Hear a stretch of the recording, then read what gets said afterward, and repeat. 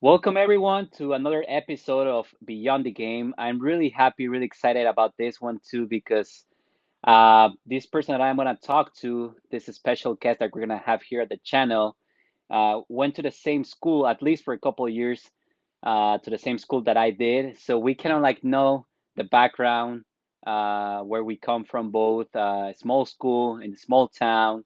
So it's really amazing to see how and how many things he has achieved after going to such a small school. We're gonna talk to him about life, about his sports, about the Olympics, of course, the upcoming events. But yeah, I'm really happy to have here with me to Eugene Omalla. Eugene, thanks for being here with Thank, us. thank you for having me. I'm excited for being a part of this podcast. I remember, I think I got that message from you a few weeks ago, and I was like, dang, like I have to do this. I couldn't turn it Yeah, down. man. Yeah, I mean, I've been trying to get to you, but I know you're busy and traveling all over the world. You just mentioned out of Canada, you're in South Africa right now, right?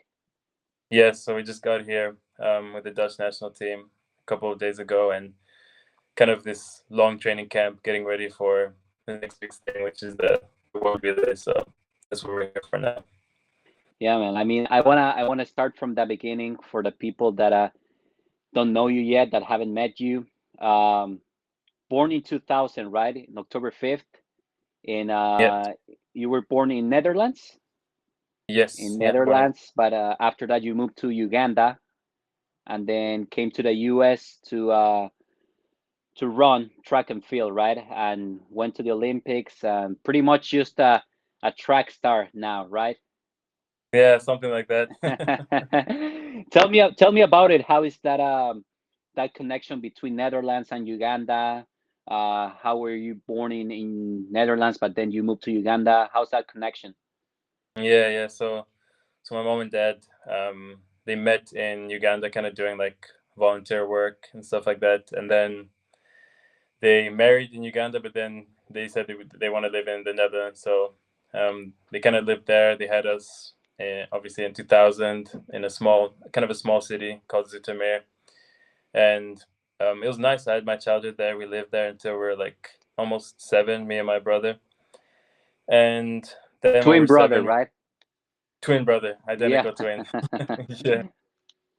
And so I think when we were like seven, we moved to Uganda, stayed there, and that's kind of where I lived most of my life, most of my school, most of pretty much my developmental years.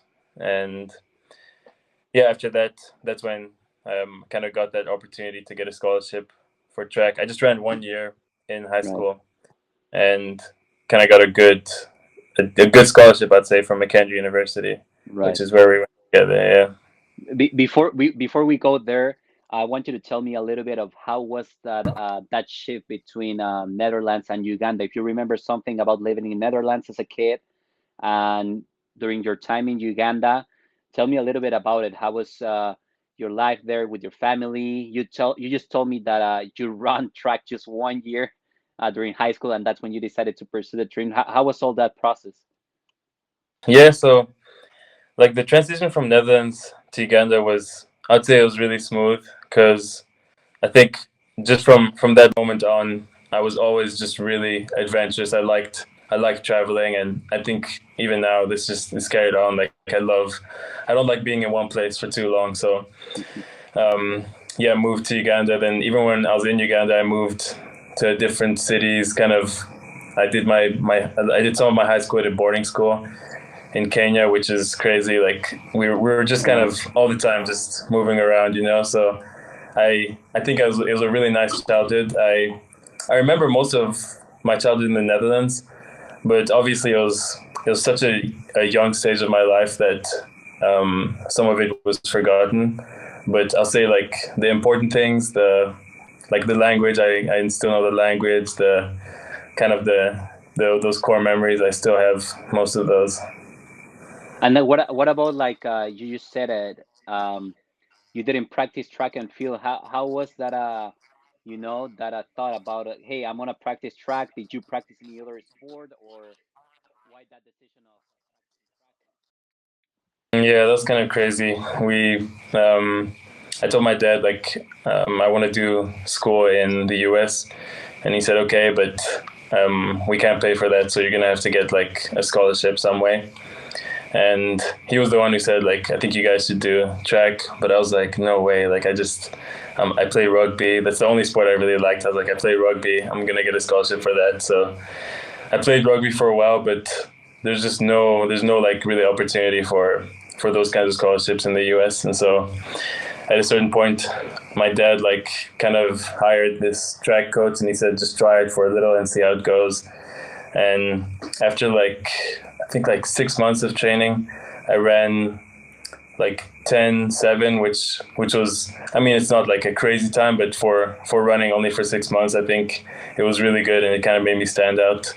My brother ran also 11:0, so we kind of stood out to some of the D2 schools in the US, and that's kind of how that played out. So, why, first of all, why did you wanted to come to the US for college? I think I don't know. I think my boarding school, first of all, was the system was American school, so we did like all the same, like the SAT, all that kind of stuff. And so, in terms of like education, I thought I kind of understood it more. But also, I just thought in the U.S. there's so much more opportunity to kind of like live out your dreams more than there would be back home. So that's kind of like the biggest thing for me. Right. So, and then moving on, once you travel to the US, you got a scholarship for a D2 school.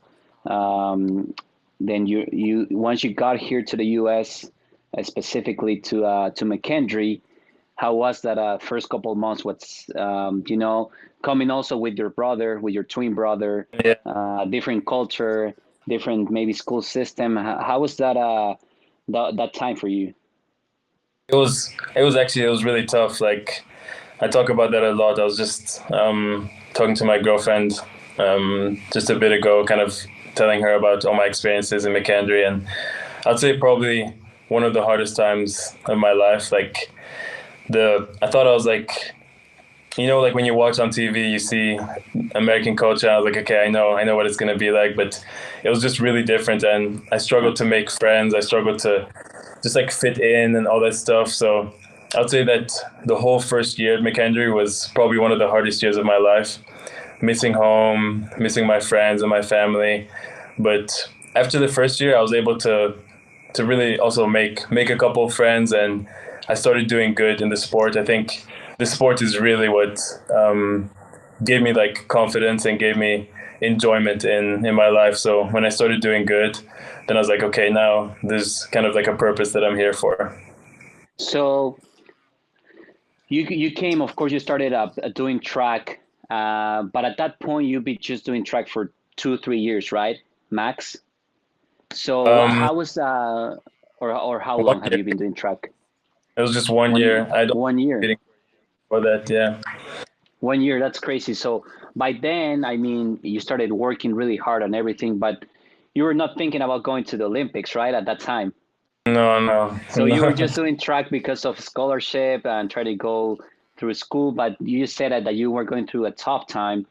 So at that point, since your goal was not becoming like an Olympian, did you think about going back to Uganda before transferring schools, or did you think about like quitting track? What was your thought about the about the sport? I kind of just thought I I would do it just to kind of get my education and then get a job and maybe live in the US or the Netherlands. I didn't really have the plan to go back to Uganda, but yeah, I kind of saw it as a way to pay for my education, which I was happy with. Like that's what I came here for. Yeah. So of course you started going to different competitions at McKendree, GLBC, if I remember well. Yeah. And when it was the time or the specific time or moment when you said, you know what, I'm gonna transfer, or did a school look after you, or you said like, hey, I think I'm doing better, way better than the level here at D2. I'm gonna transfer. When was that? That was like at the end of the year. My coach Agna, she used to be the head coach at McKendree, and she said this year we're gonna switch events to the 400. That was in, I think, in 2021, and so I'd never run like even over 200 meters in my life. So I was like, what? I was so mad at her, but I said, okay, I'll do it. I'll do it like one or two times, and then just to make her happy, you know. But then the first time I did it, I ran like I think a top 10 time in D2, and so from there, like every meet, I just got a little bit better, and I ended up qualifying for the D2 championships, the national championships, and then there, still obviously like I was the last one to make it in, but there I made it. I got second place and All American, and just all these crazy things that I'd never expected. And then I was like, yeah, like I think I really need to take this seriously and go somewhere where hopefully they can also kind of show me the next level of what this sport is about, you know? What can you explain to the people that don't haven't practiced track ever or anything, how big of a difference it's, being a sprinter of 100 and 200 and then going for a 400 or anything? There's like a big difference, right? Yeah, so before that I was 100, sometimes 200. So 100 it's just an all-out sprint. It's, from one straight end to the other.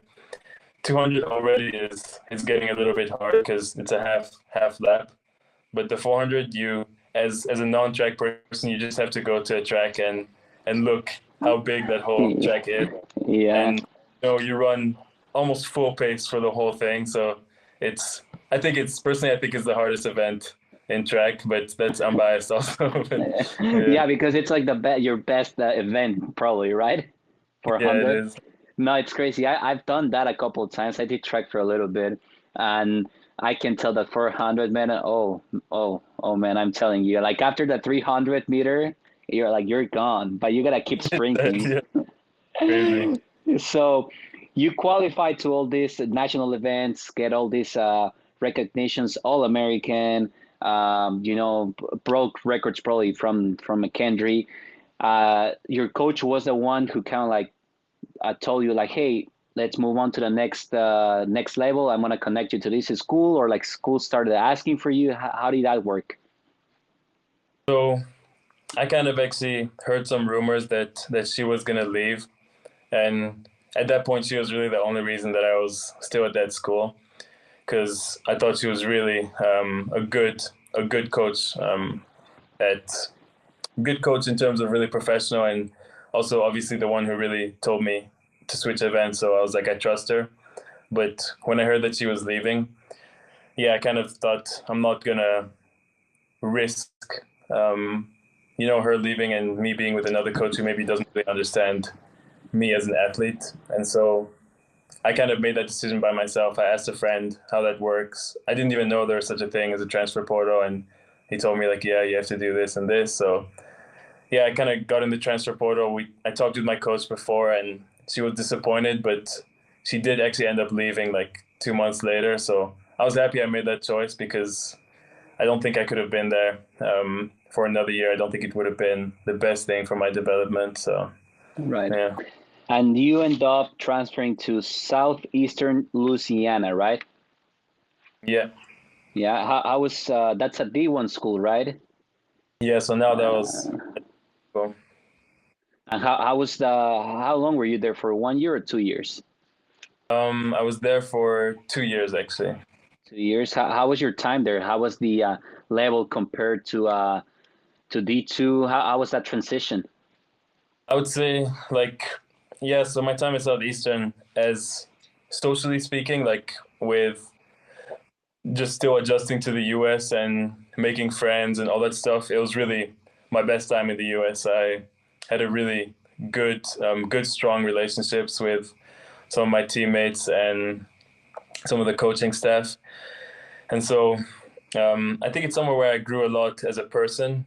As an athlete, I would say I got a little bit better my first year, but even then, I think somehow for some reason there was some things that held me a little bit back, and I think track is just a really complicated sport where you don't really know what works and what doesn't work. But after my second year there, I felt like I was kind of just staying like at the same level, you know. Hmm. Yeah.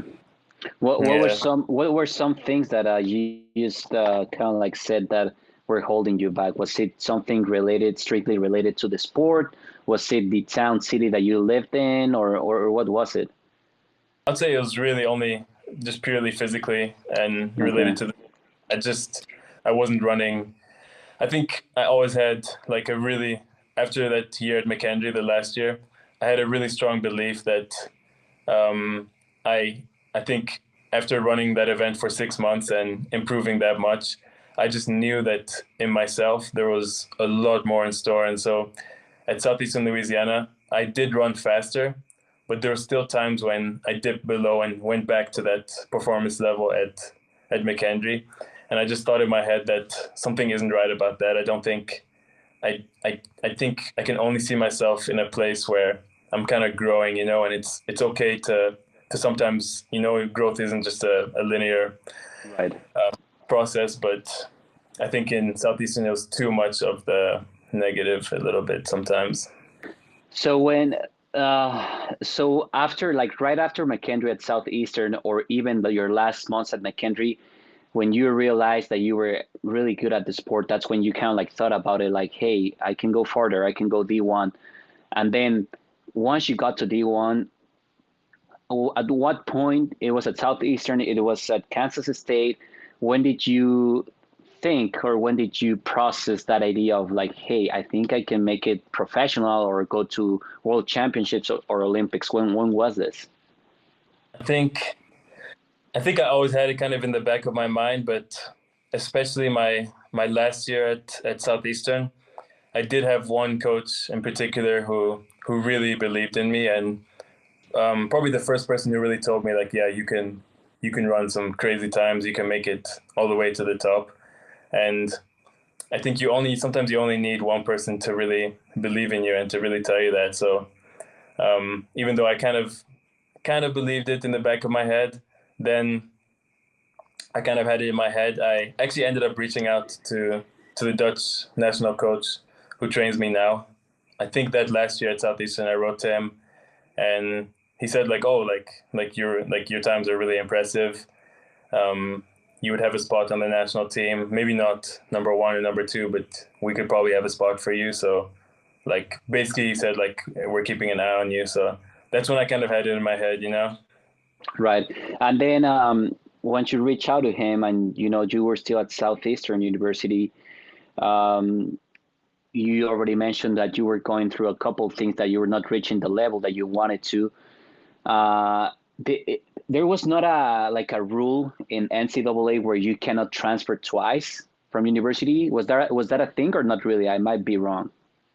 So it was, but the part where I was really um, kind of fortunate was since I was just finishing my bachelor's, you can actually transfer twice if it's for your master's degree. And so when I Oh, went okay. to Kansas State, that was for my master's. Okay. So you graduated from Southeastern from your bachelor's. At that point, you could either go and do your master's degree in another university, or you can still like kind of like just pursue like full time being pro, right? Exactly. Why going to your master's degree instead of pursuing full time pro like you're doing right now? I felt like I wasn't yet at the level. I hadn't yet run the marks that I really needed to run at Southeastern. I was I ran like one or two really fast times, but not consistently. So I felt like I need one more year, and I also think you always look a little bit ahead. So getting a master's degree is a really valuable thing as well. Right. And then after that, master's degree at Kansas State University. Why Kansas State and not other university? Yeah, it was kind of crazy. I actually got like quite some offers. I visited some other schools, some really really good schools. Probably some schools that people would consider better than Kansas State on paper. But the time that I visited Kansas State, I felt really, first of all, I felt really at home with the coaches and the people. But I'll never forget the moment I walked into the head coach's office, Coach Roberto. Me and my twin brother, we kind of sat across from him and we talked to them. and we had this conversation that, like, already within a few seconds, I just knew in my heart, I was like, yeah, like this has to be the school that I go to. And I still had some visits after that, and I went on the school visits, but in the back of my mind, I was like there's no way I'm not going to Kansas State, because they have something really good going there, especially with that coach. Right. How was your time there? You were there for a year? I was there for, yeah, from, I mean, actually half a year, because I graduated in December. And so I was there from January to May. Wow. How was your time there? What can you tell me about Kansas State? It was also, like, I would say it was one of my best experiences so far in life, because from the social perspective, I had quite some good friends, but especially from an athletic perspective, I just completely broke all my PRs and ran extremely well that year. Broke also school records and facility records, and it was just crazy. Like, I switched the training to this new coach's training, and I really believed in it. But I also felt like it worked for my body. And interesting enough, he coached my old head coach, the one I was talking about from McKendree. So obviously there's some correlation to where they both had the same kind of like methods of training. So it really worked for me. So that's really Right. where I had a lot of benefits for my athletic career. I just kind of like thought about this, how important it was for you, and not only for you, like for all the track athletes, to have a good relationship with your coach. How I'd say important it is. I'd say really important. I think that relationship is really like top. It's really like the top of the line for an athlete, because your coach is really not just someone who writes your workouts, but it's someone who understands how your body's doing, how your life's going, the personal side of things. So really, really important, actually. So you think that you wouldn't be able to perform the level that you have if, let's say, you had a great coach, he or she kind of like gives you the right workouts, whatever, but it kind of like you don't have that connection, it wouldn't be the same, right? It wouldn't be the same. I think I would always perform well, but I think to get to a certain level, you definitely need to have some sort of understanding between yourself and your coach. So now Kansas State, you were there for 6 months, you're telling me. When was the first time that a Netherlands national team called you? As far as I've done my research, it was a championship in Bahamas, right? Yeah, yeah. Yeah. How So how did how did you were you at Kansas? Were you with your family in Netherlands, Europe, in Uganda? How was that first call or first email that they got in touch with you and said like, "Hey, Eugene, we want you to come to a camp with the Netherlands national team"? so actually, after my first meet of the year, I ran an indoor best, and they said like, yeah, Eugene, like, that's a really good time, and they kind of like were just staying in contact with me. And then I think 2 or 3 weeks later, I I ran uh, a Big 12 conference championship record. I ran 45:18 at Texas Tech, and even for myself, like there's still videos of me crossing the line, and I looked at the time, and I was like, no way, like there's something wrong. Is that And your PR? that was, yeah, that was my still my PR actually now. Okay. And I think after that is when I got a lot of emails, a lot of messages saying, well, you're selected for the World Relays, like we want you on the team, all this stuff. Wow. Where were you? Were you at your room or how was it? Yeah, I was in my room, and the bad thing was I still had the finals the next day, but I think I didn't sleep almost at all that night. So when you got your first call up for the national team, I mean, what came up to your mind? Did it came all your all the things that you've been through, like your time at McKendree, social wise, or like your young years at Uganda and Netherlands? Like, what did it come to your mind? Like all that sacrifices that you've done. Yeah, it was pretty emotional. Like, that, like I told you, that just a year before at Southeastern Louisiana, I remember really thinking like this is my last year doing track, and I thought I was really ready. Actually, I started looking at jobs, and I was like, I'm ready to kind of start my professional life.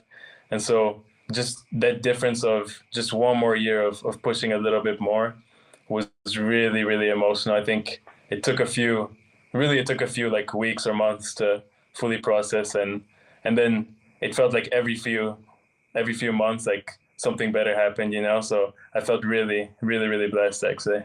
What was that now that you just mentioned about that last year at Southeastern Louisiana, that you were already looking for jobs for your career, whatever. What was that like a small detail or like a small thought that it was like, okay, one more year, I'm gonna push it. Why? It was your coach telling you that you could make it to the next level. It was your family, your twin brother.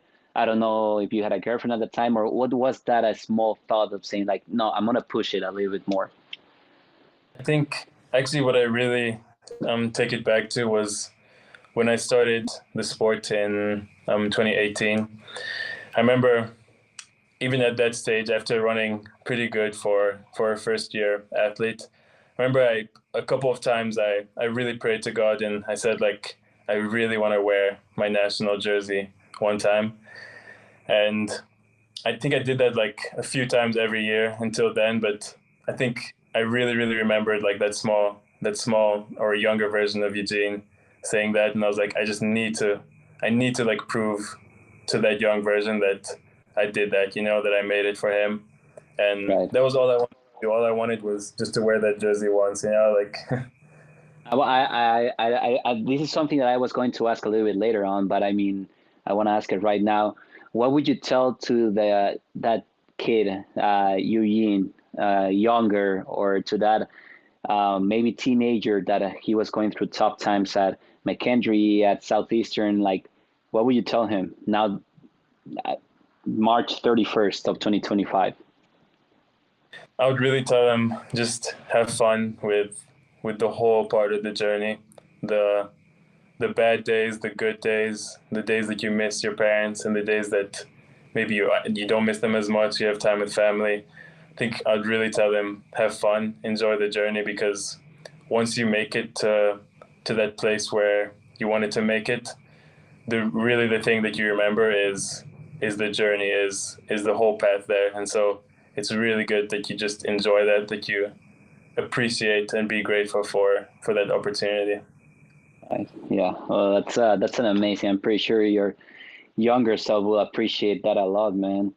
But Yeah. moving on to the probably like the peak of your career so far, qualifying to the Olympics, Paris 2024, after already practicing in a couple camps with Netherlands. First of all, how was being at that Netherlands camp? Like when you got there and meet your new your new teammates and everything. Did you feel like, hey, I'm living like on a dream right now where everything looks like so great, like athletes, top level athletes? How was that? Yeah, I think for a while it was something that was really like I was like a little bit like just in awe, you know, because that's the lifestyle that I'd kind of always dreamed of. So now, like, definitely seeing these people that you watch on TV, and I'd watched that. I think just that year I'd watched the men's relay at the Europeans, and I was just like, I'd love to be there. I think that's so cool. So definitely seeing the teammates and seeing the people, it was a really really cool experience. And then, what competition was the one who made you qualify for the Olympics? So I was actually um, I was actually taken. A lot of people don't know this, but I was actually taken to the Olympics as a reserve runner. So Okay, I just at the end of my season in the US, I strained my Achilles and my calf, and so I missed almost a month of training. And so I was just like coming back after that was really really tough for me, and I wasn't running the times I was supposed to run. So that's why I really do give a lot of credit to my coach here in the Netherlands. He told me, Eugene, like we know you're not in the best place right now, but we also know you ran some good times early this year. So we're gonna take you as not just the reserve, the reserve for the reserve, like the fourth place. okay. And if you can prove in the next like 3 weeks that you belong on that team, then we're gonna put you on the relay. So the next 3 weeks was like I worked really, really hard every day in every way that I could imagine. I worked hard, slept good, eat good, trained good, and then I had a competition in Switzerland in La Chaux-de-Fonds where I ran 45:24, which was my second best time so far. And then I continued to train at a really high level for the next few weeks. And I think just in time, really, for the Olympic selection, my coaches felt like I deserved to be on that team. So you're telling me that hard work pays off, right? It does. I'm a testament. So of course, after those couple of weeks where you worked your ass off, made it, of course, to the team. And once they told you, once you're in Paris, like how's it been in Olympics? I mean, not only, of course, as a just person, as a fan being there, but as an athlete, like how it's reaching that level that probably 0.0001% of the whole population around the world can, testify. How is it? How is that experience overall? Like going to the villa with all the athletes or going to the stadiums. How is that? It's kind of, yeah, like exactly how you said. Like it's hard. It's really hard to describe being in that Olympic village. Even you're in a place where you're literally with the top athletes in the whole world, like the top, I don't know, 1% of everyone who exists. And so I think being there for me was just kind of a realization of just really being appreciative. I started working with a kind of a sports psychologist in Kansas State, and one thing we really focused on was just that word appreciation, and just really every time looking around and just being like, I'm really, really grateful to be here, and approach it with humility instead of being like, yeah, I deserve to be here and all that stuff, you know? And what about the time or the seconds right before running the 4x4? That Like was what's going through your mind, honestly? that was a lot of nerves, especially because I'd never run in a stadium that big, and so I got out, and you kind of always look in front of you to the Yeah. runners or the track, and then I kind of like turned my head up and I looked up, and I saw just like I think the stadium was full with 80,000 people both days, Wow. and I was just like, that's crazy. Like I couldn't believe it. I'd never run in front of so many people, so definitely nervous.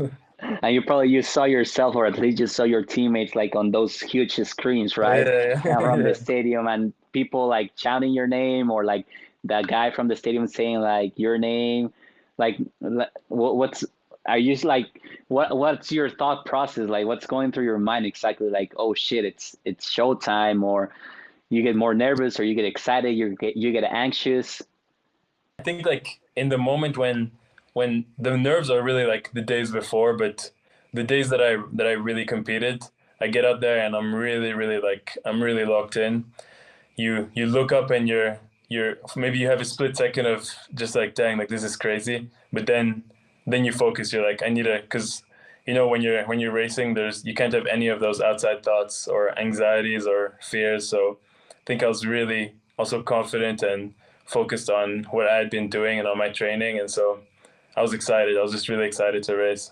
So when you're racing between those 45, 46 seconds, and you're of course going like full sprint, full pace, like in your head you're just like, I'm gonna keep running faster, faster, faster. Is that what you're thinking about? I think, yeah, I think pretty much for the way I run it, because everyone has also a different strategy, but for me it's really just go with everything you have, and hopefully you don't. I mean, everyone's gonna die out, so hopefully you just hold on as long as you can.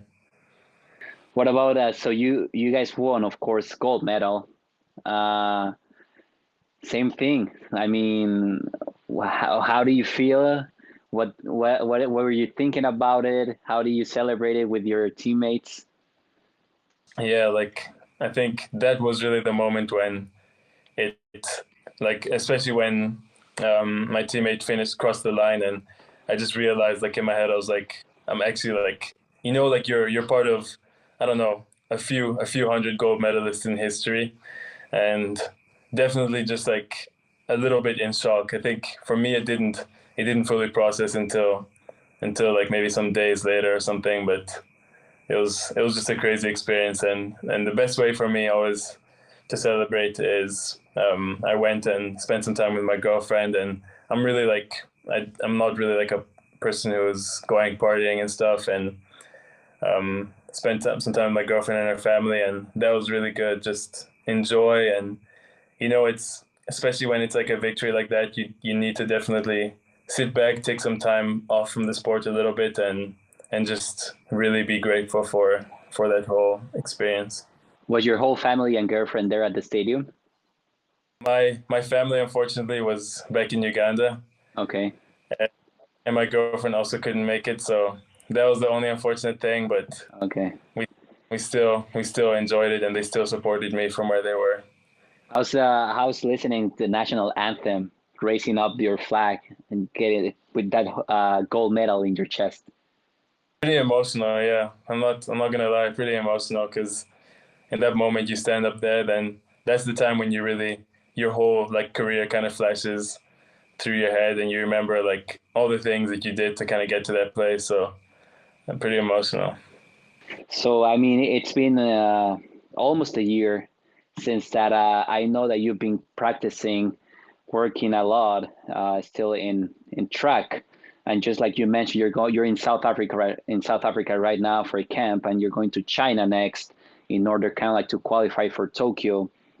Um, Life after earning a gold medal in the Olympics, it's just like, I mean, it's cool and everything, but if you don't want to still keep working and keep practicing track, it's like we gotta go again, right? Like people don't remember or don't really care. Your other competitors are, oh, he won a gold medal. I mean, they have respect for you, of course, they admire you, but it's just like going back again, right? Exactly, yeah. Like that's the thing about this sport is you don't have time to you really don't have time to wait and hope that things happen. Like there's no waiting in this game. You have to keep training, you have to keep working, and so it's definitely it's a fun thing, but it's also challenging. That's why you need to really be prepared for that constant pressure. What's the I know that of course you're working as hard as you can for this year. China right now, South Africa, China, going to Tokyo most likely. I bet that you want to go to the next Olympics in LA 2028, right? Yeah, that's definitely one of my goals.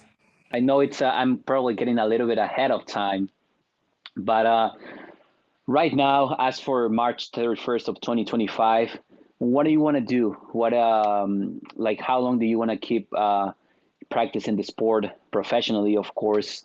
How do you see yourself in a couple of years? Do you still want to do two cycles more? Do you think one step at a time, and then after LA, we'll see? What are your thoughts about it? I think for me, it's as long as I'm enjoying the sport, I'm gonna keep doing it. I'm really having fun with it now. I'm enjoying it, and I think it's really important to be ambitious and to chase goals. But I also really think mental wellness and being happy is important. So yeah, right now the goal is LA 28, and we kind of like push for that. We go for that, but after that, then we sit down and kind of evaluate like how everything's going. And like physically, obviously, I think I could go 32 Brisbane and maybe even further. But right now, I think, like you said, I think it's just kind of a step at a time. Well, what would be the events that for you, ideally, you would like to run at the? Well, I don't know if this year is still possible for Tokyo, but for LA, what would be the events that you would like to run or that you're pursuing? So even yeah, even this year, the qualification period is still open until I think July, and so still right now, really the main focus, I guess, of my events is the 400 meter. But it depends. Like as time goes on, if I think I have some really good strengths in the 200, and I think I haven't done 100 in a very long while since McKendree actually, but my training indicates that I think I could do really anything from 1 to 4. So I think if I were to drop some crazy time in the two or in the one, then who knows? Maybe you'll see me switch events or something like that. Just like you did back in the day. What's your favorite event? If it was up to you, like if you If it, did all the time, but if it was up to you, what's your favorite one? The one that you enjoy the most? I think I think if it was up to me right now, I'd say the 200 because the four is really fun, but it's also not just the actual race, but the training is definitely very challenging. It hurts. But it's hard because that's what I'm good at, you know. So right now, that's that's the Right. thing. How's tell me a little bit about your teammates from the Netherlands, like at the national camps. How are they? You have a good relationship with them? How is it? Yeah, yeah. I'd say really good and really professional relationship. I'd say it depends on where we go. The first we go to a couple of different places throughout South Africa, so the first training camp is a little bit you're on your own and you do your own thing. This training camp you're a little bit more together for meals and stuff, but I think everyone has a little bit of a different approach. I'm really kind of to myself. I enjoy um, being more to myself, sticking more solo. But if the opportunity arises, I have some good friends, I have some good relationships, so it kind of goes both ways. Tell me something, someone I want to mention that I bet it's been key for you. We already mentioned him, your twin brother, Jamie, right?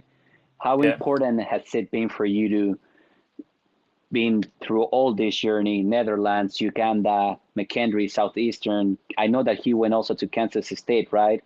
Um, yeah. I don't know if he has the same goals like you for Tokyo or for LA, but how important it's been for you to share this journey with Jamie?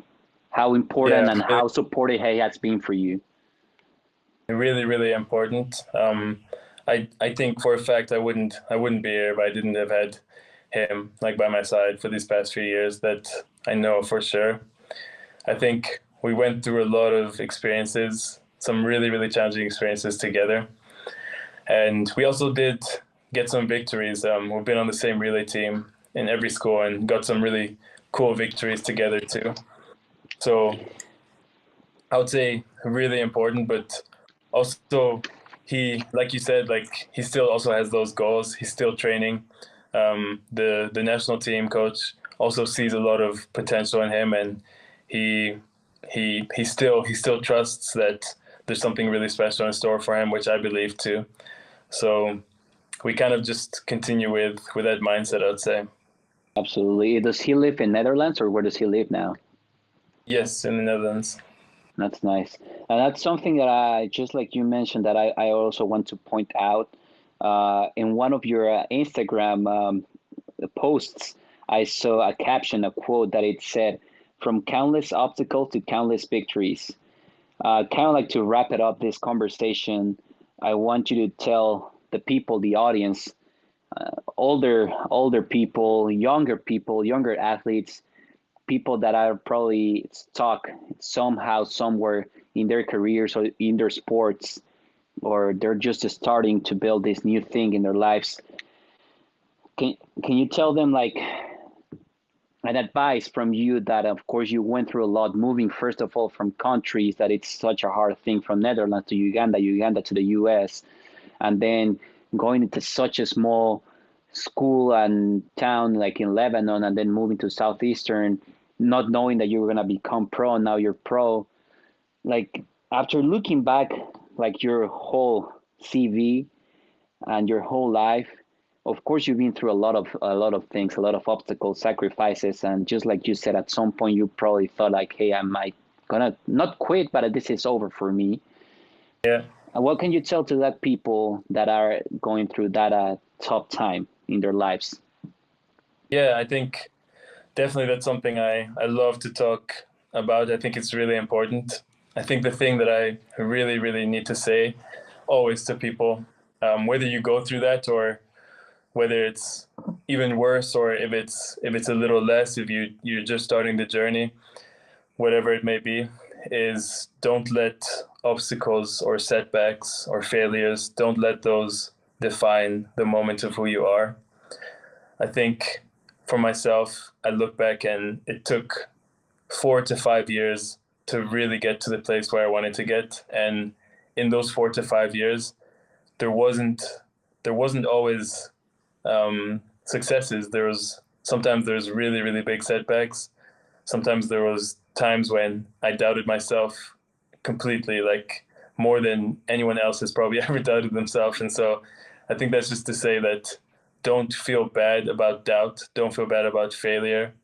Don't feel bad about challenges, because every single person who reaches success faces those, whether they say it or not, because usually you don't hear that part of the story, but every person faces it, and it's just all a part of that journey. And so I'd say don't be afraid to fail, don't be afraid of challenges. What I want to point out, it's just like you said. I mean, in your social media, in the news, we see, oh, the gold medal, Olympics, traveling and everything. But just like you said, as successful people, successful Olympians, you guys also go through tough things. Like behind the scenes, you guys have to practice, I don't know, 6, 7, 8 hours a day, sore body, ice baths, mentally tired, everything. So that's my purpose about kind of like this episode and this podcast, is to show the people that people really successful in sports and overall in anything, you guys also go through a lot of shit. That's a reality. Not everything's a rainbow, right? Like whatever you guys show in your social media and everything. Yeah, no, yeah, exactly. Yeah, and they just last but not least, man, to the people that want to pursue in any sport, but specifically in track, any advices if they want to make it to the next level? I'll say the biggest piece of advice I can give you is this sport is, although everything is time based, it's really not about the time on the clock. It's actually about the effort that you put into training. It's about what's in here, and not really about the time on the clock. So that's kind of what I'd say. That's the biggest advice that I got, and it's what I'll give to the people. Thanks, man. Well, Eugene, I want to appreciate your time, man. I mean, you know that I've been trying to get this conversation with you for a couple of weeks now, but I appreciate your time, man. I really admire your story. I really know how hard worker you are because I'm seeing you since we're at McKendree. I saw you practice at the times that we were at the field at the same time. So, so yeah, man. Just best of luck for you right now in South Africa, in China. I know you'll do great. I know you'll be in Tokyo. We're gonna be following you, man. And yeah, bro, we're gonna be following you, and we'll see what happens next. But I'm sure China, Tokyo, LA, it's gonna be a good one for you, man. I appreciate that. Thank you so much, and I appreciate your time. This is a really good and just a really cool thing also to look back, and yeah, I appreciate that. Hopefully we'll catch up anywhere in the world, man. We're gonna be together Definitely, somewhere in the world. I'm gonna have to definitely, visit you to one of the events for sure. definitely. Yeah, All right. Well, thank you very much to everyone, to all the audience from Beyond the Game. That was Eugene Omalla, Olympic medalist. So yeah, we gotta keep an eye on him for the next events. Thank you guys, and we'll see you in the next time.